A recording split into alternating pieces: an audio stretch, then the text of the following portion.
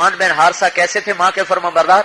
ماں کو تیل لگاتے، ماں کو کنگھی کرتے، ماں کی جوئیں نکالتے، ماں کے کپڑے دھوتے، ماں کی روٹی پکاتے، پھر نوالے بنا بنا کے خود منہ میں ڈالتے تھے۔ اس نے کیا عوض دیا کہ جنت میں تلاوت کی آواز جا رہی ہے، جنت میں۔ تو اللہ کے محبوب ایک زندگی لائے ہیں، اس پوری زندگی کا نام اسلام ہے، جس میں صرف نماز نہیں ہے، اس میں روزہ نہیں ہے، حج نہیں ہے، زکوٰۃ، یہ تو بنیادی ارکان ہے۔ ایک معاشرت ہے، ایک حسن اخلاق ہے، معاف کرنا ہے، درگزر کرنا ہے، اس میں حیا ہے، پاک دامنی ہے۔ حبیب بن عمیر دشمن کی روم کی قید میں آئے، 10 آدمی، 9 قتل ہو گئے، 1 باقی، بڑے خوبصورت لمبے چوڑے۔ تو ایک رومی سردار نے کہا میں غلام بناؤں گا، پکڑ لیا۔ ایک دن کہنے لگا تو عیسائی ہو جائے نا تو تجھے اپنی جاگیر بھی دوں گا، بیٹی نکاح میں دوں گا۔ کہنے لگے سارا جگ بھی دے دو تو یہ کام نہیں ہو سکتا۔ اب وہ تو شروع سے بے غیرت، دین ہی غیرت سکھاتا ہے، دین نہ ہو تو غیرت نام کی چیزیں بازار میں بک جایا کرتی ہیں۔ اس نے اپنی بیٹی سے کہا میں تمہیں خلوت دیتا ہوں، اس سے منہ کالا کرواؤ، یہ پھر جب عورت کے چکر میں آئے گا تو سارے کام کرے گا، شراب پیے گا سارے کام کرے گا۔ 3 دن 3 رات، میں آپ کو نبی والی معاشرت بتا رہا ہوں، آپ لوگ لڑکے لڑکیاں کٹھے پڑھتے ہو، 3 دن 3 رات وہ لڑکی حبیب بن عمیر کو دعوت دیتی رہی، ان کی نظر کا پردہ نہ اٹھ سکا۔ 3 دن کے بعد وہ کہنے لگی تو کیا بلا ہے، نہ تو دیکھتا ہے، نہ تو کھاتا ہے، نہ تو پیتا ہے، تو کیا چیز ہے؟ کہنے لگے اس وقت میرا حال یہ ہے کہ میرے لیے ہر حرام حلال ہو چکا ہے، کھانے اور پینے کے لحاظ سے۔ وہ کہنے لگی تو تجھے روکتا کون ہے؟ تیرے میرے سوا تیسرا تو کوئی ہے نہیں۔ کہنے لگے میرا اللہ ہے جو تیرے میرے ساتھ ہے، مجھے رب سے حیا آتی ہے۔ اس نے کہا تیرے جیسے کو میں قتل کبھی نہ ہونے دوں گی، میں تجھے نکالوں گی۔ باہر نکل کے باپ سے کہنے لگی تو نے مجھے کس کے پاس بھیجا ہے؟ وہ تو پتہ نہیں لوہے کا ہے یا پتھر کا۔ 3 دن 3 رات اس نے مجھے نظر اٹھا کے نہیں دیکھا، انہوں نے کھایا نہ پیا۔ پھر ایک رات کو آئی اور اسے خود ہی نکال لے گا، جا نکل جا۔ تو اللہ کا نبی ہمیں ایک زندگی دے کر گیا ہے۔ دمشق کی لڑائی میں قیصر روم کی بیٹی قید میں آ گئی، خالد بن ولید اس وقت سالار ہیں، انہوں نے دیکھا کہ شاہ روم کی بیٹی ہے تو فوراً اس کو باندیوں کو ساز و سامان کو جمع کروایا، 400 فوجیوں کا دستہ دیا، کہ ہم بادشاہوں سے یہ سلوک کرتے ہیں، ان کے شایان شان سلوک کرتے ہیں، کہ جاؤ اس کو باپ کے پاس چھوڑ کے آؤ۔ دمشق سے انطاکیہ، آج وہ ترکی میں ہے، 600-700 کلومیٹر کا فاصلہ، خود مسلمانوں کا لشکر اس کی بیٹی کو چھوڑنے گیا۔ آج ہماری بیٹیاں ہمارے بیٹوں سے محفوظ نہیں ہیں، مسلمان کا بیٹا مسلمان کی بیٹی کی عزت کو تار تار کر رہا ہے، وحشی درندے بن چکے ہیں۔ جیسے اوپر والا سو گیا ہے، جیسے اوپر والا کمزور پڑ گیا ہے، جیسے اوپر والے کو نظر نہیں آ رہا، جیسے جنت کی آگ ٹھنڈی ہو گئی ہے، جیسے انگاروں کی دہک چمک ختم ہو گئی ہے، یا فرشتوں کے گرز وہ پگھل گئے ہوں، جیسے موت نے کسی اور کی راہ دیکھ لی ہو۔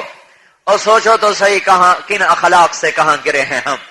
جب قیصر کی بیٹی پہنچی انطاکیہ اور اس نے بتایا کہ مسلمانوں نے میرے ساتھ یہ کیا ہے، تو قیصر راز و زار و قطار رویا، اور اس نے کہا جس قوم کے یہ اخلاق ہوں انہیں دنیا کی کوئی طاقت نہیں ہرا سکتی، ان قریب میرے اس تخت کے بھی وہ مالک بنیں گے۔ وہ اس زمانے کی ایٹمی طاقت ہے، پر وہ اخلاق کی طاقت کو دیکھ کے کہنے لگا کہ اخلاق کی طاقت کو ایٹم فتح نہیں کر سکتا، اخلاق ایٹم کو فتح کرتے ہیں، ایٹم اخلاق کو فتح نہیں کرتے۔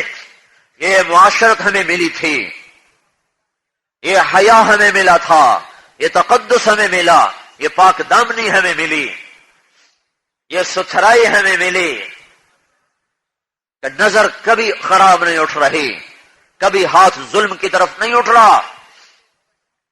وعدے کے اور تمہیں کیا بتاؤں، زوال کی بتاؤں۔ جب بنو امیہ کو زوال آیا تو بنو عباس غالب آ گئے، تو ابراہیم سلیمان بن عبد الملک کا بیٹا یہ بھاگا، یہ ایک جگہ حکمران تھا، گورنر، وہاں سے بھاگتے بھاگتے کوفے پہنچا۔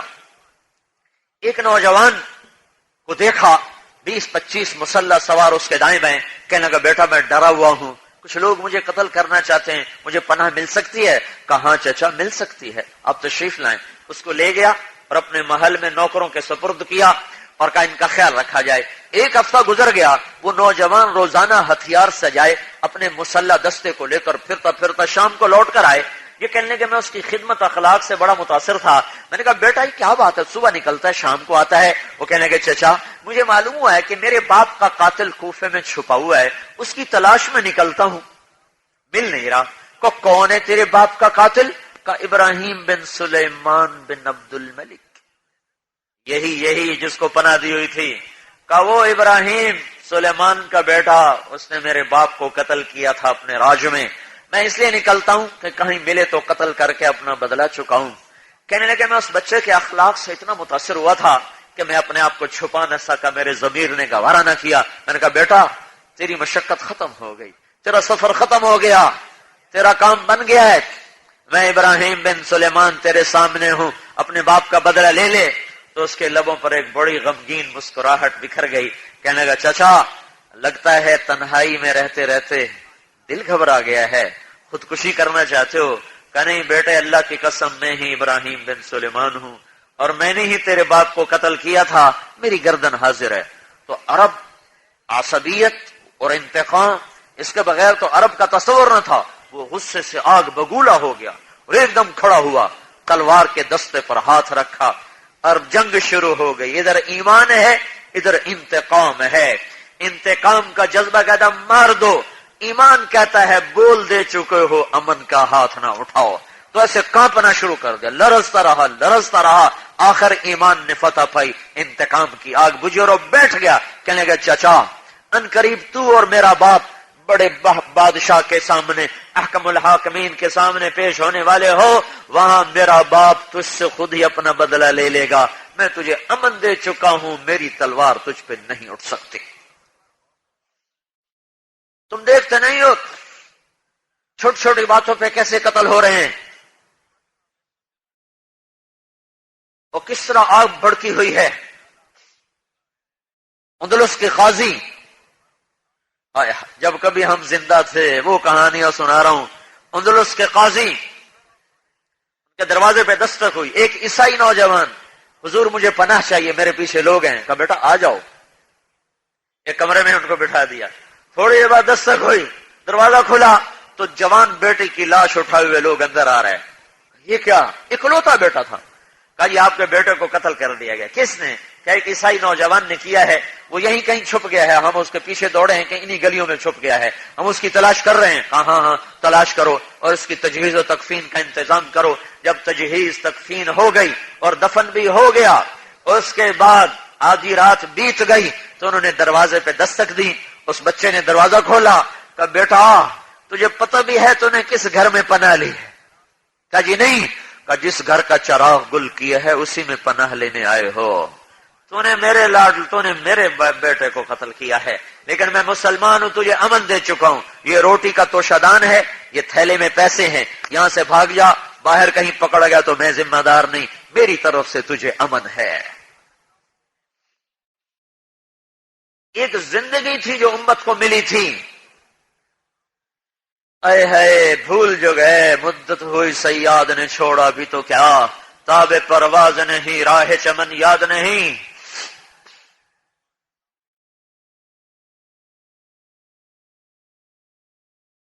بھائیو یہ زندگی حکومتیں نہیں پیدا کر سکتی، اسلام ڈنڈے سے آنے والا دین نہیں ہے، یہ اندر کی دنیا سے چلتا ہے، یہ طاقت کے بلبوتے نہیں چلتا۔ کوئی دنیا میں ایسی طاقت نہیں جو مجھے اندر کی مایا کے زندہ ہوئے بغیر مجھے دین پہ چلا دے۔ چلو نماز تو پڑھا دیں گے، روزے بھی رکھا دیں گے، ماں کی خدمت کون کرائے گا؟ نظروں کو کون جھکائے گا؟ باپ کے آگے خادم کون بنائے گا؟ جب تک دین نہ ہوگا کون ماؤں کی خدمت کرتا ہے؟ کون اپنے باپ کے پاؤں دھوتا ہے؟ آج کی اولاد تو باپ کا گریبان پکڑتی ہے۔ ایک بیٹا اپنے باپ سے کہہ رہا تھا تو میرے واسطے آج تائیں کیتا کیے، بیٹا باپ کو کہہ رہا تھا تو میرے واسطے آج تائیں کیتا کیے،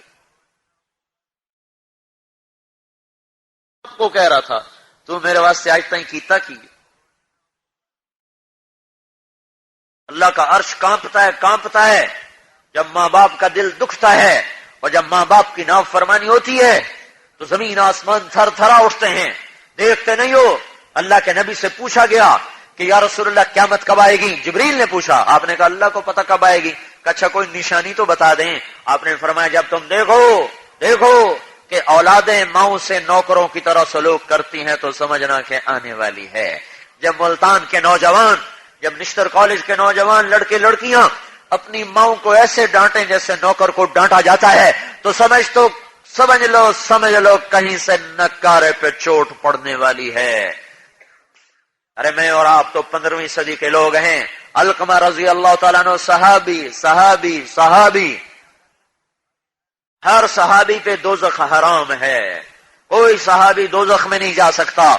رضی اللہ عنہ ہیں اور وہ علقمہ ہیں اور وہ صحابی ہیں، اور حضور کی زندگی میں موت آ رہی ہے، اس سے بھی بڑی ضمانت۔ پیغام ہے یا رسول اللہ، علقمہ کی بیوی کا پیغام ہے، یا رسول اللہ علقمہ موت کی حالت میں کلمہ نہیں پڑھا جا رہا۔ تو آپ نے کہا والدین میں کوئی زندہ ہے؟ کہا جی ماں زندہ ہے۔ کیا حال ہے؟ کہا جی ناراض ہے۔ فوراً آپ کو پتا چل گیا۔ تو آپ نے کہا علقمہ پیغام بھیجا، میں آؤں کہ تو آئے گی؟ کہا جی میں آ جاتی ہوں۔ وہ آ گئی۔ آپ نے کہا تجھے علقمہ سے کیا دکھ ہے؟ کہا یا رسول اللہ مجھے اس کے دین کی کوئی شکایت نہیں، راتوں کا تہجد گزار ہے، دن کا روزے دار ہے، زبان پہ ذکر کرنے والا، تلاوت کرنے والا ہے، مجھے شکایت یہ ہے کہ جب بھی مجھ سے بولا مجھے ذلیل کیا، جب بھی مجھ سے بولا بدتمیزی کی۔ یہ جو بھی کرتے ہیں نا تو اس پر بھی اللہ ان کے عملوں کو برباد کر کے رکھ دیتا ہے۔ لا تقل لهما اف، بھی نہ کرو ماں باپ کے آگے۔ کہ یا رسول اللہ بہت نیک بچہ پر میرا گستاخ، مجھے دکھ دیے ہیں۔ آپ نے کہا تو معاف کر دے گا جی میرا جی نہیں چاہتا۔ کہا تو معاف کر دے گا جی میں نہیں کرتی۔ آپ نے کہا بلال لکڑیاں اکٹھی کرو اور علقمہ کو آگ لگا دو، اماں کہاں سہ سکے۔ کہ یا رسول اللہ یہ آپ کیا کہہ رہے ہیں، میرے بیٹے کو آگ میں جلائیں گے؟ کہا ہاں جلاؤں گا۔ تو معاف نہیں کرے گی تو دوزخ جلائے گی، اور میں جلا دوں گا تو کوئی کام بن جائے گا، آسانی ہو جائے گی۔ کہ نہیں یا رسول اللہ نہ ایسا نہ کرے، میں اسے معاف کرتی ہوں۔ ادھر انہوں نے کہا میں معاف کرتی ہوں، ادھر علقمہ کی زبان پہ کلمہ جاری ہو گیا۔ پھر آپ نے خود ان کا جنازہ پڑھایا۔ پھر ارشاد فرمایا جنازہ پڑھنے کے بعد لوگوں سن لو، جس نے ماں باپ کو ناراض کیا ان پہ اللہ کی لعنت، فرشتوں کی لعنت، زمین آسمان کی لعنت، نہ ان کی نماز قبول ہے، نہ روزہ قبول ہے، نہ حج قبول ہے۔ یہ مقام تمہیں میڈیکل کالج نہیں بتائے گا، یہ مقام رسول اللہ کا علم بتائے گا۔ یہ مقام تو انجینئرنگ یونیورسٹی نہیں بتائے گی، زکریا یونیورسٹی نہیں بتائے گی، یہ مقام محبوب مصطفیٰ صلی اللہ علیہ وسلم کا علم بتائے گا۔ تو میرے عزیزو ایک پوری زندگی تھی جسے ہم گنوا بیٹھے ہیں، پوری زندگی تھی جو ہاتھوں سے نکل گئی۔ عہد و پیمان، صدق و وفا، دیانت، پاک دامنی، پاک بازی، قصے ہی رہ گئے، کہانیاں ہی رہ گئیں۔ تو حضرت محمد صلی اللہ تعالی علیہ وسلم ایک پوری زندگی کو لے کر آئے ہیں۔ وہ زندگی تمہاری کتابیں بدلتی رہتی ہیں، میرے نبی کے طریقے نہیں بدلتے۔ ان کی ساری زندگی محفوظ موجود، جس چیز کو انگلی بھی لگائی وہ بھی سلامت رہی، اللہ نے اس کو بھی نہیں ضائع ہونے دیا۔ پیدائش سے لے کر وفات تک ایک چیز نہیں ضائع ہوئی۔ 63 سال 4 مہینے آپ کی عمر ہے قمری، 61 سال 2 مہینے 24 دن آپ کی عمر ہے شمسی، جنوری فروری محرم سفر 63 سال 4 دن، دنوں کے لحاظ سے 22,330 دن اور 6 گھنٹے۔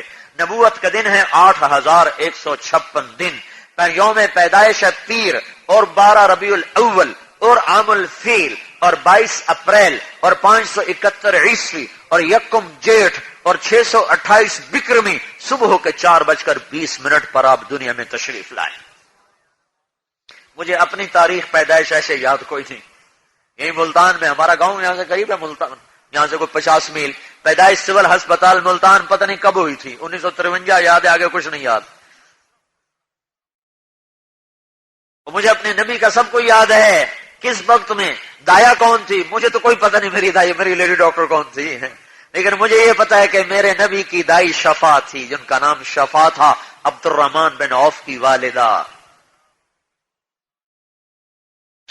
دیکھو عجیب، دیکھو میرے نبی کے باپ کا نام عبداللہ جو بندگی سے نکلا، ماں کا نام آمنہ جو امن کا پتہ بتائے، اور دائی کا نام شفا جو شفا کا پیغام دے، اور دودھ پلوانے والی کا نام حلیمہ جو درگزر اور معافی، حلیمہ حلم سے درگزر، اور مذہب کا نام اسلام جو سلامتی کا نشان بتائے، اور قوم کا نام بنو ہاشم، ہاشم کہتے روٹی کھلانے والا، جو خدمت اور سخاوت کا پتہ بتائے۔ جو نبی ناموں میں بھی چن کے آیا گیا، چنا گیا، جس کے لیے ناموں کو چنا گیا، ہر نام امن کا پتہ دے، وہ دین کیسے دہشت گردی پھیلا سکتا ہے؟ ایمان کی تازگی اور دینی معلومات کے اضافے کے لیے بہترین کوالٹی کی شاندار audio cassette, Islamic audio cassette, سبھی طرح کے نعت، تقریر، قرات اور اجتماعات کے ہوئے بیانات کے شاندار audio cassette, Islamic audio cassette. Islamic audio cassette خریدنے کے لیے اسلامک آڈیو کیسٹ سینٹر، 231 بستی نظام الدین، نئی دلی 13۔